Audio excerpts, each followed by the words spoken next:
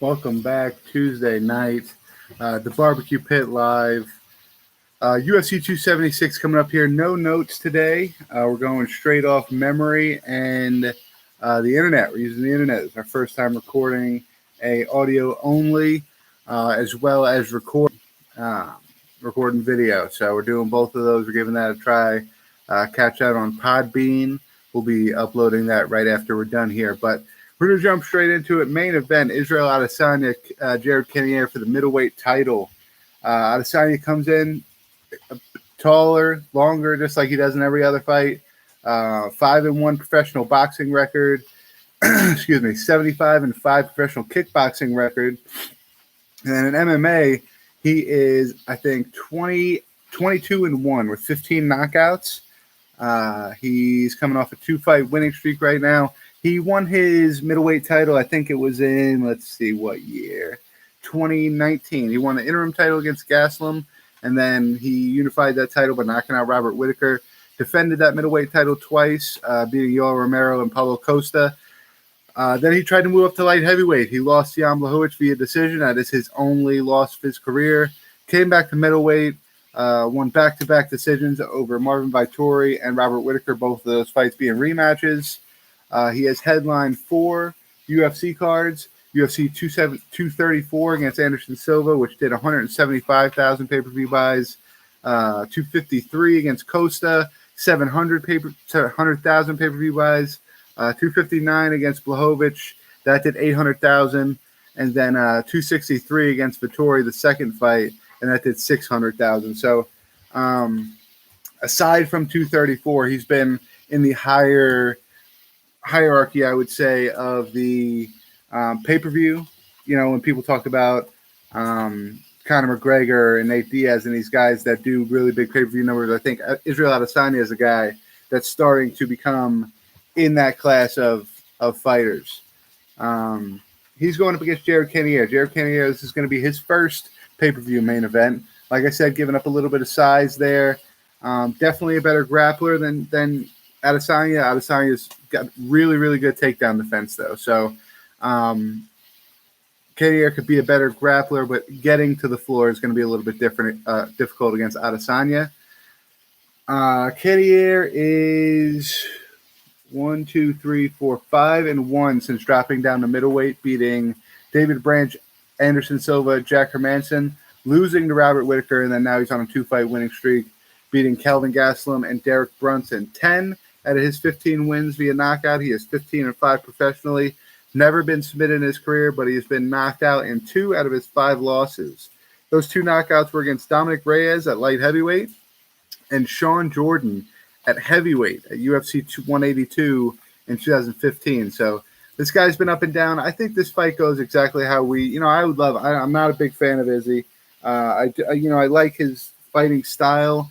I don't really enjoy the type of cockiness he has. Cockiness is cool. I like, fighters that are cockiness. Yeah, this is going to sound dumb, but I like Nate Diaz, his cockiness, his I've never lost, this and that. But I don't know if it's the way he talks, the demeanor he talks, or if it's the anime or what it is, but I just don't really fuck with Israel Adesanya. So I'd love for Jared Cannonier to come in and knock him out. I don't think that's going to happen. Adesanya is really slick striking, and he's longer. He's got way more reach than – I think he's got like 7 inches reach on fucking Cannonier. So – or like something crazy like that, 5, 6, 7 inches, something like that. So I don't think Cannonier is going to be able to get on the inside and knock him out. I'm going to go Israel Adesanya via decision more than likely. Maybe even a knockout. If Jared Cannonier gets tired enough, I could see him knocking him out later in the fight, 4th, 5th round, because I don't think Cannonier's been to those later 4th, 5th rounds much in his career, maybe once or twice, but definitely not on the stage that he'll be on this weekend. Co-main event, Alexander Volkanovski versus Max Holloway. The trilogy for the featherweight title fight. Volkanovski's been busy. He is 24-1 since beating Max Holloway. Since the 2 fights against Max Holloway, he has won a decision over Brian Ortega and then knocked out Chan Sung Jung. 12 out of his 24 wins via knockout, 3 submission wins. That one and only loss he has on his career was in his 4th professional fight. TKO loss to Corey Nelson back in 2013. Since then, he's been on a rampage. He beat Jamie Malarkey before getting into the UFC. His UFC streak includes guys like Jeremy Kennedy, Darren Elkins, Chad Mendez, Jose Aldo, which got him to a title fight. He then beats Max Holloway twice and then goes on to defend against Ortega and Chan Sung Jung. The guy's got really good wrestling, heavy leg kicks, heavy strikes. You got to tuck your chin when you fight a guy. But he's fighting Holloway again. So Holloway's a dude that's got really, really good he's got an extremely good chin. So he's going to come in. Max Holloway's a really good boxer. I don't see it being a knockout for Alexander Volkanovski. Max Holloway, in his meantime, after he lost those 2 fights, has also been on a 2-fight winning streak. He won decisions over Calvin Kattar and Yair Rodriguez. I got you, brother. I'll do it later. I didn't plan on it, but you asked for it. If it's on this card, I'll do it. If it's not, I'll save it for another time. But if that fight's on this card, I'll take a look at it in a second. Holloway, 23-6 professionally, 0 knockout losses, 10 knockout wins. I think he's been really back and forth in his career, to be honest. He won the UFC.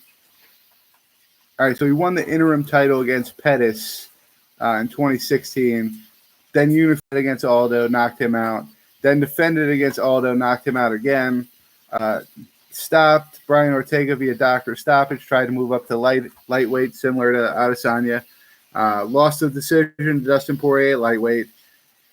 Came back down, defended again against Frankie Edgar, then dropped 2 straight against Alexander Volkanovski, and now he's on a 2-fight winning streak. I think he's another guy. He's way longer than Volkanovski. He's way taller than Volkanovski. He should have a decent advantage in the striking, but every fight we see, he's the best boxer in the featherweight division until he fights Alexander Volkanovski, and then he just can't find home.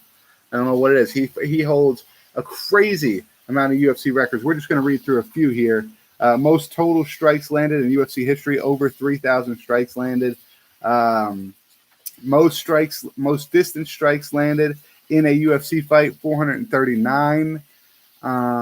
Most finishes in UFC featherweight division history, 10. Let's see. Longest winning streak in featherweight history at 13. First American to win a UFC featherweight championship. A fucking plethora of performance bonuses and fight of the night bonuses. Of course, we talked about his championship honors. I should see if there's any more in here. Most strikes landed in a UFC fight at 447.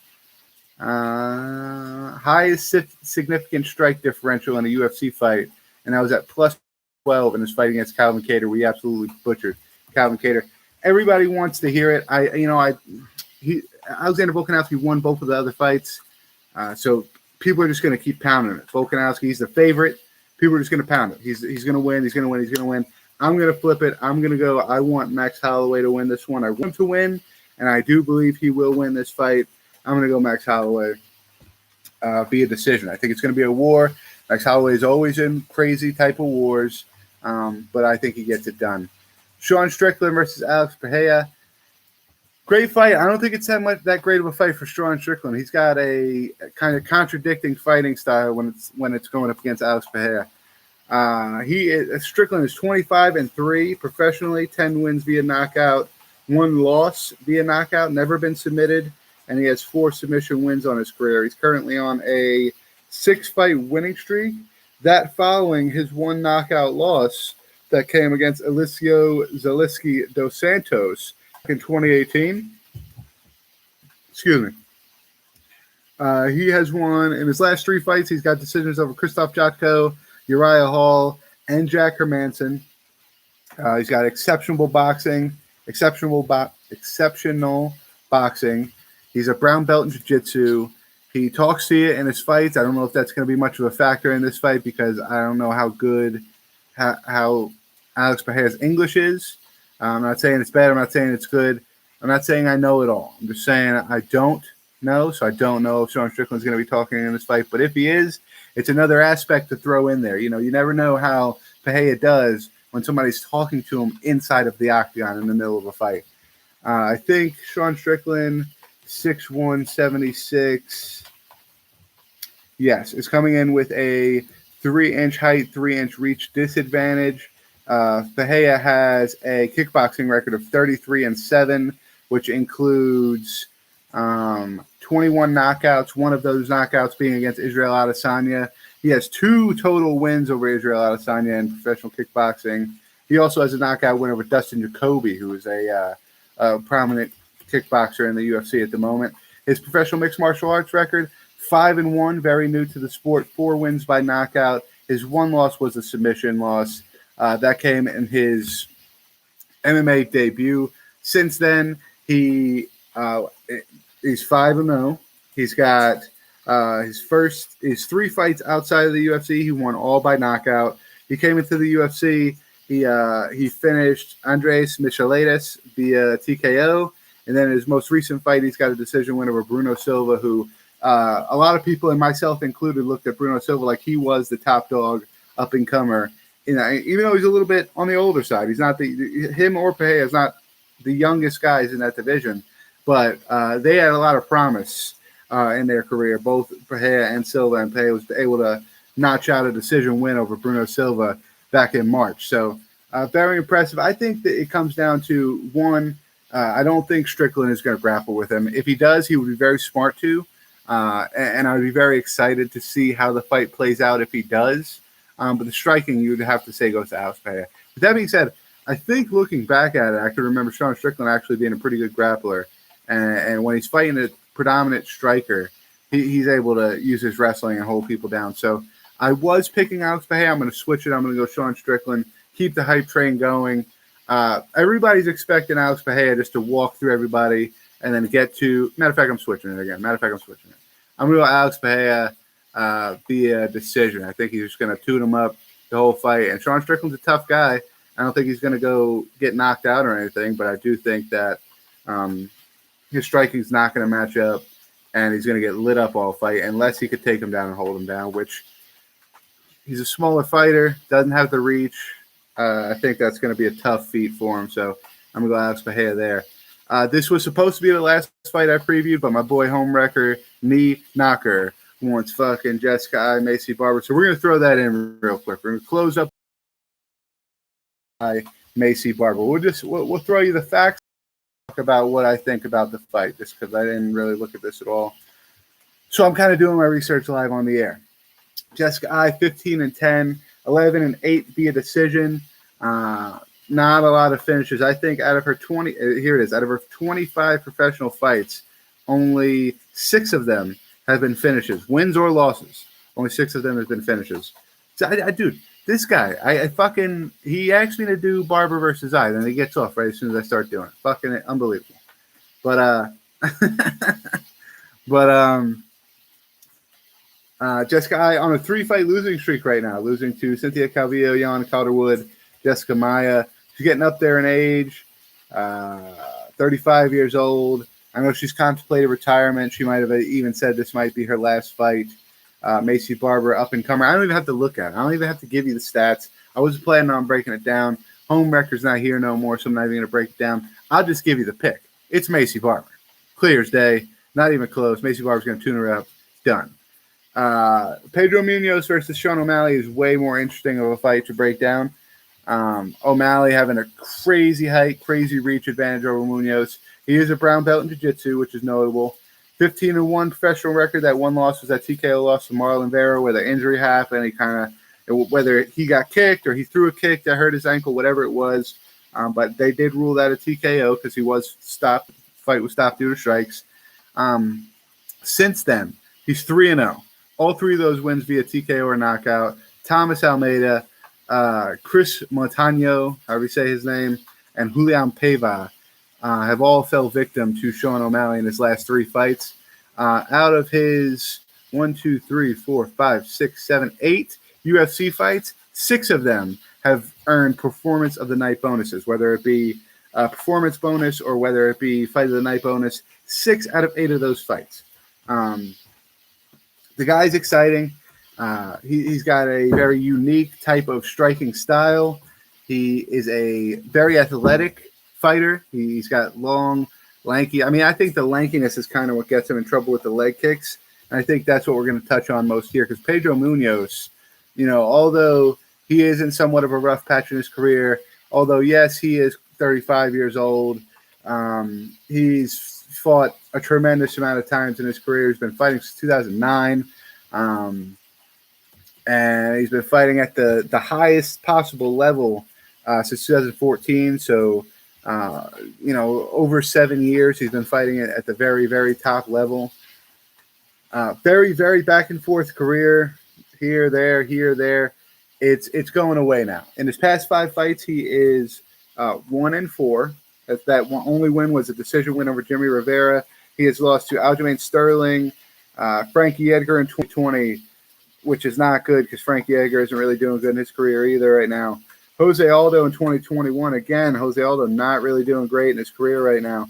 And then Dominic Cruz, again, another one in 2021. Dominic Cruz, he fought like fucking twice in the past 5 years. You know what I'm saying? This guy, just like Aldo and just like Edgar, is kind of on the backside of his career. And Munoz is losing those fights. Munoz is 19-7, all 7 of his losses via decision. Never been finished. He's a tough guy, real tough guy.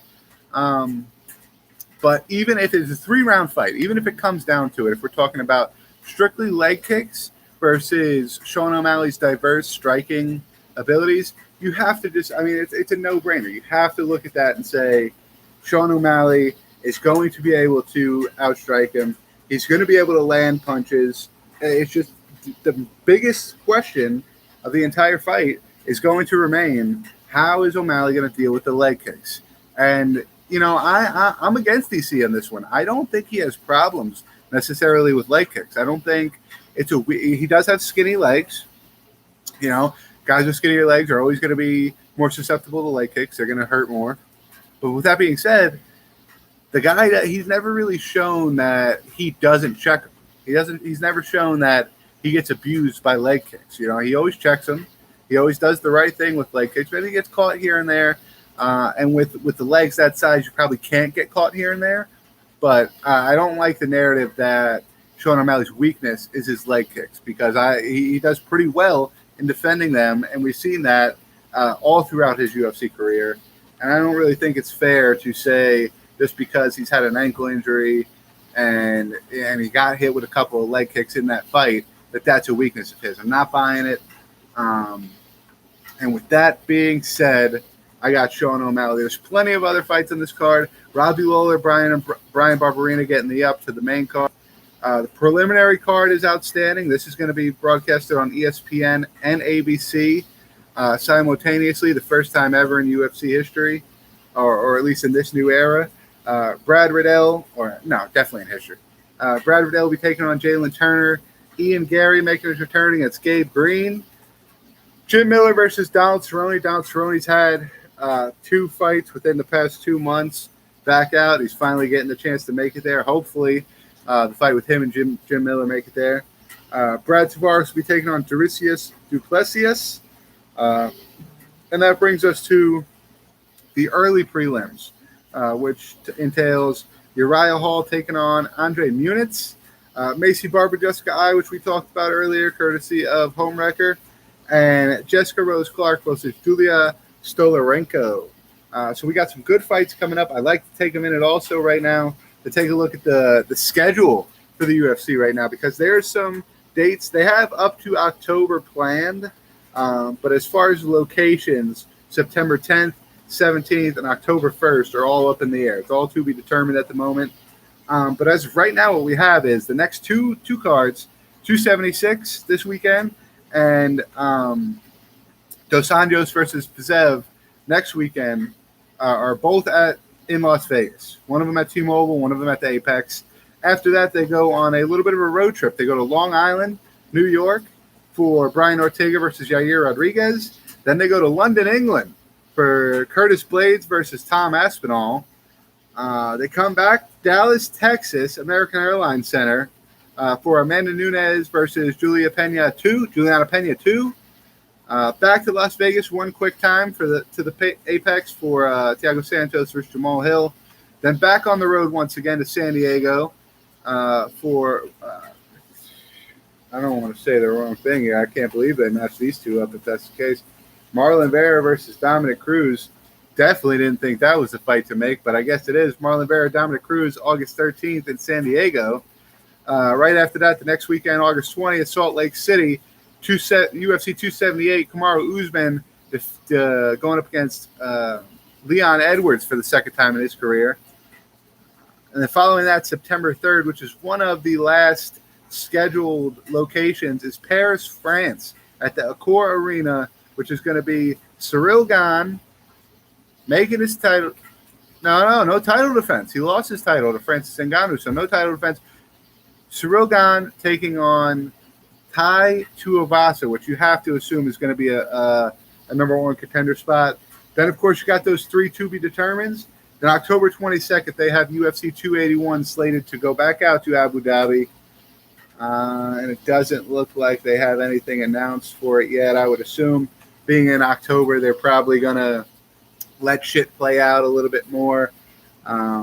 Maybe there's another title fight that has to be worked out. You never know. You never know what's going to happen in the course of 4, 5, 6 months. So I don't really like that they want to plan out that far. Anyway, let's look at Gane versus Tuivasa, because I wouldn't think they have. Yeah, see, they only have 6 fights planned for this one already.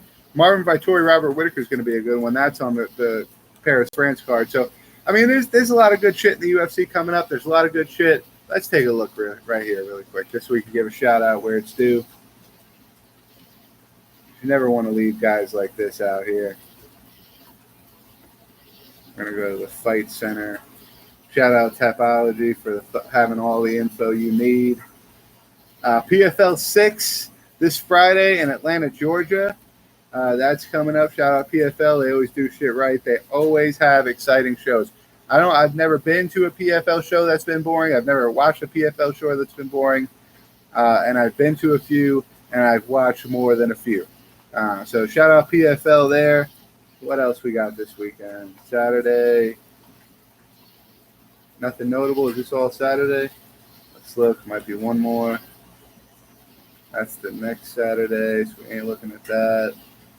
It's next Friday. Yeah, so nothing else. Pretty slow weekend. PFL and UFC. I didn't see anything else. I'm going to do one glance over just to make sure I'm not missing anything. Yes, just the PFL UFC. They got Rizin. I don't really care for Rizin too much. It's always at weird times. You know, I can't really. I love MMA, all sorts of MMA. I'd love to watch, every promotion there is. But, I'm not that crazy. I'm not staying up till, I'm not starting a card at 4 o'clock in the morning. And then, like a psycho, or I'm not waking up at like 2 o'clock in the morning and then watching a card till 10. You know what I'm saying? It's ridiculous. And falling asleep all day, wasting your day, no. I like how the UFC does it. The UFC, they do an early card. Maybe it starts like 4 o'clock in the afternoon. Maybe, I think sometimes they've done where it starts at like 2 o'clock in the afternoon. But they don't do crazy late. They don't start a card after 10, like a prelim. They don't start a prelim fight after 10 o'clock. They don't start a prelim fight at 2 o'clock in the morning. So neither does PFL. Neither does Bellator most of the time. So most of the United States-based promotions don't do shit like that. That's why I watch those. Even local promotions I like. Icon, Island Fights is great. There's one in Florida in Panama City Beach, Impact MMA, I think it's called. Shout out Impact MMA. Those guys are really doing it. They're I think mostly they do amateur fight cards, but they do it right. They have a really good setup. They have a really good production team. So shout out to them. NFC's always did pretty good. I like Aries fighting. There's a bunch of them around me specifically that do really good. LFA's always done really well. I like bare knuckle. I don't really like that they're kind of like star grabbing and shit like that. They're like the Thriller of you want to say MMA because it's mostly MMA fighters, but they're also boxing. So I kind of say that Thriller and a Triller, however you say it, and bare knuckle are somewhat the same. Bare knuckle is way more exciting to watch. Don't get me wrong. Bare knuckle fights are 10 times more exciting to watch than any thriller fight, any Jake Paul fight, any bullshit like that. But I'm just saying in comparison to where they're just doing money grabs. They're signing Greg Hardy and letting him fight Ben Rothwell, and a UFC veteran and Ben Rothwell, and they're letting him fight an ex-NFL player that just got cut from the UFC. You know what I'm saying? So it's all money grabs, but it is what it is. We're gonna sign off here to both streams. Until next time, you guys want to stay barbecued. Come back next Tuesday. We'll be live. We'll be doing this again. I might flip back and forth. I might do Podbean, then SoundCloud, Podbean, then SoundCloud, just so I don't waste my minutes to see where I get the most views at, how I get the most traction. So we'll be going back and forth there. Either way, tune in next Tuesday. All my socials, the BBQ Pit MMA, the BBQ Pit Live, Michael Lynch, PFL shout out one more time. Stay barbecue, fucks. Till next time, holla at me.